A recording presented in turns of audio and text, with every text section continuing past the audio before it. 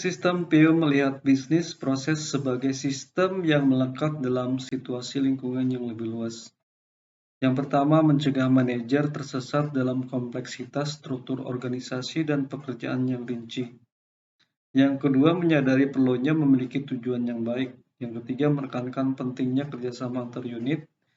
Yang keempat, melihat ketertarikan antar unit. Dan yang kelima, memberi penilaian yang lebih tinggi pada informasi umpan balik. Data dan informasi. Data adalah fakta-fakta dari berbagai sumber dalam dunia nyata menyangkut entitas manusia, objek, kejadian, dan lain-lain yang bisa bersifat kuantitatif atau kualitatif serta bersifat internal maupun eksternal. Data sama dengan the plural of datum. Dalam data yang diorganisasikan, disimpan, diolah yang mempunyai arti tertentu dan dapat dipakai untuk pengambilan keputusan. Data dan informasi bisa dianggap sama ataupun berbeda. Data dapat dianggap sebagai sumber daya, sama seperti sumber daya manusia, keuangan, dan lain-lain.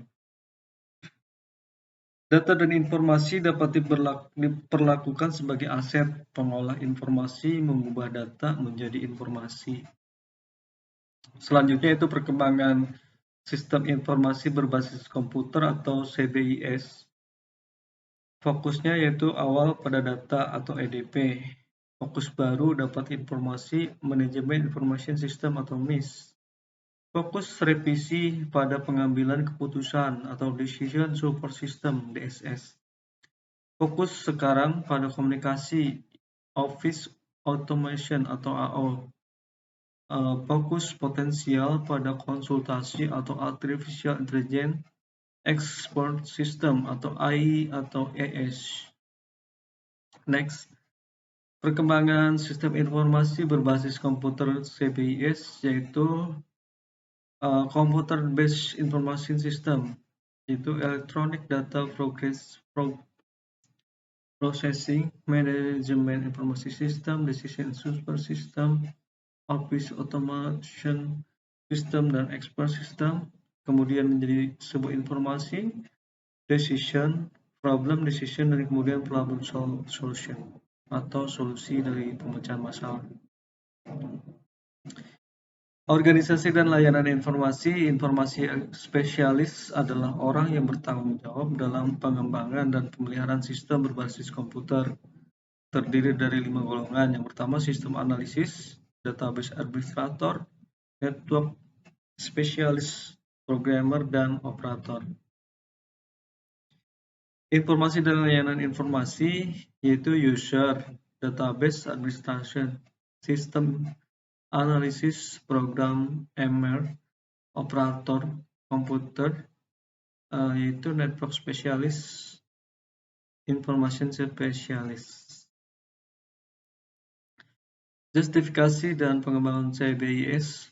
Keadaan awal, biaya komputerisasi dihitung berdasarkan biaya tenaga administrasi yang digantikan. Keadaan kemudian biaya komputerisasi dihitung dengan laba yang mungkin akan dihasilkan dengan memanfaatkan sistem berbasis komputer. Pengembangan CBIS yaitu CBIS identik dengan organisasi hidup, lahir, tumbuh, matang, dan mati. Pengembangan CBIS mengikuti sistem life cycle atau SLC yang terdiri dari 5 tahapan. Pengembangan CBIS itu